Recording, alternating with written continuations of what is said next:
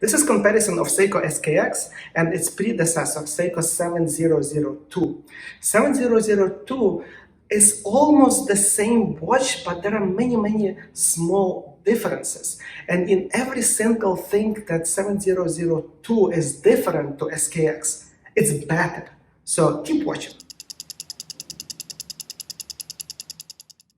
Okay, so 7002 was the predecessor for Seiko SKX, and they made it from 1988 until 1995, 96, and basically after that the SKX started.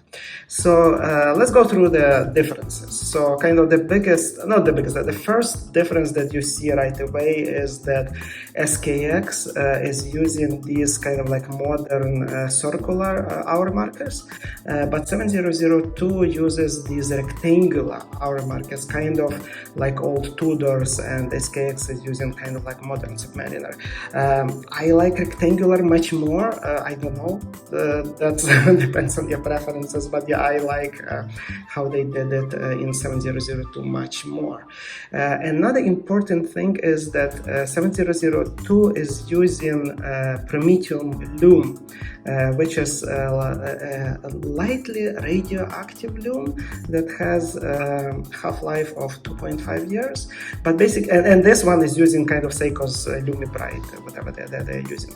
So this one will age, this one will not age, which is kind of for the vintage watch enthusiasts like we like this. We like your watch to age. I have to say that Prometheum doesn't age as nicely as like tritium or radium. You're not gonna get this kind of nice custard color, and if the water will get in, actually the Prometheum ages to this kind of dirty black. It's very ugly. But if the water doesn't get in, it will age nicely, but this one will never ever change. That's why I definitely prefer Prometheum Loom that 7002 has. You can notice that 7002 has only date window, and basically SKX has a date, and the dial is more kind of like looks more like symmetrical with only date. I don't like this SKX's date. I guess it's tolerable. They made it kind of work in this design, but yeah, I like this one more. So I have to say that 7002 is using this kind of like silver metallic date wheel, and Seiko SKX is using white, which kind of works for SKX because again, like loom will never age, so white dates is great. But for 7002, the loom will age, so this kind of like metallic date disc will look better overall. Also, 7002 is about 0.5 millimeter thinner than SKX, and that's actually important because both these watches are slightly top heavy, and the fact that it's thinner, it makes a big deal. Okay, so another big thing, look at the second hand, right? So on 7002 you have this lollipop second hand when meatball is at the end, and yeah, SKX is getting a lot of criticism that the meatball is actually on the counterbalance. Yeah, I like this one much more than again, nothing of what I'm explaining is a big deal. I just like all these little differences that 7002 has more. SKX is still amazing watch. Now there is one little difference on the bezel. So bezel is pretty much the same, like the colors here are a little bit more bright, but I think this is just because they aged a little bit here. But if you look at the loom pip, then 7002 has a little larger loom pip than SKX. I like it. I like it a little bit more. It doesn't really matter, but I like it a little bit more. Now let's talk about movements. So 7002 has older, obviously 7002 movement, and SKX has 7S26. So in terms of Seiko movements, my authority is Spencer Klein. And if you watch YouTube, what he has a lot of videos about 7002. This is like if not his, it's probably not his favorite movement, but this is one of his most favorite movements, actually 7002. He doesn't hate SKX's 7S26 movement. It's just Spencer Klein is raving about 7002 movement. Both watches have a screw down crown, so these are like real professional diving watches. So they are ready for you to swim, snorkel, like whatever you want. So these are both are serious equipment. So in this sense, SKX did not improve. Okay. So now 7002 had actually several models, and the model I have over here is actually 7002 7039. That's, some people call it generation 2 or transitional 7002.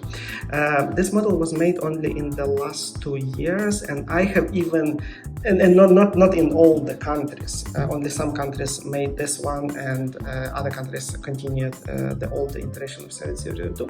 But what I have here is actually a Pepsi transitional 7002, and these are like super rare. Some people actually think they don't exist. So like you ask the same Spencer Klein. Spencer says, "Oh, I never saw Pepsi. I don't know if that exists."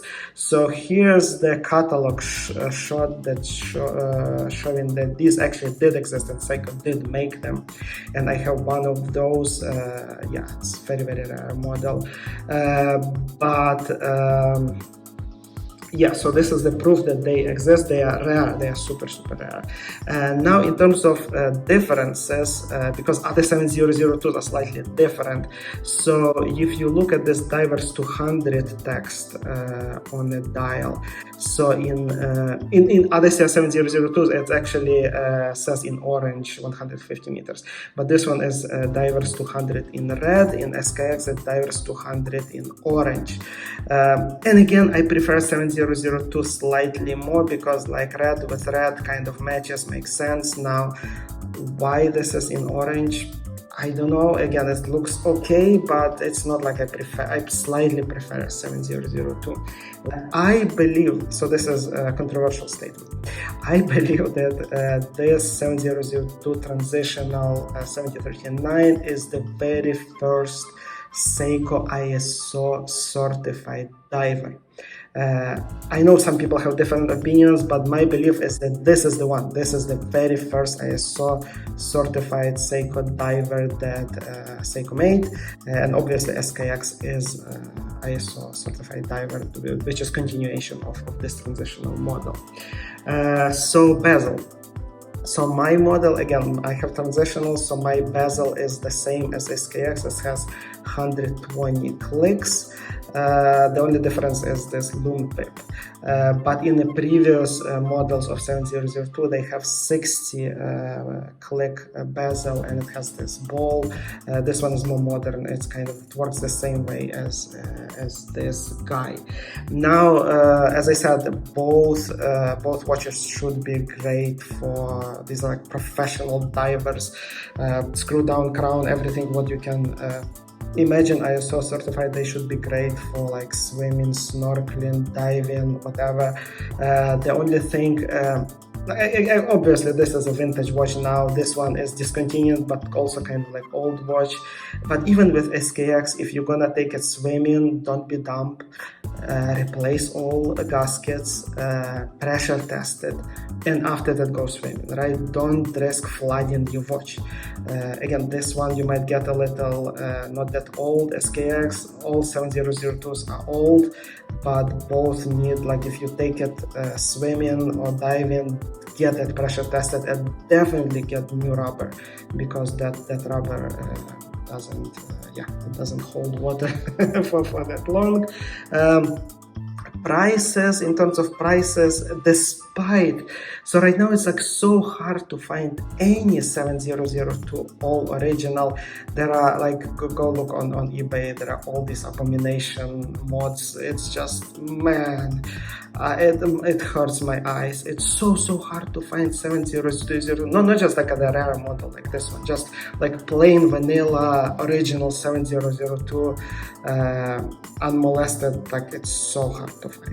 But the prices are actually about the same for this and this. Obviously, you would need to get this serviced, so you might spend more. But yeah, I love this one. This in my collection is supposed to replace this as my primary swimming watch.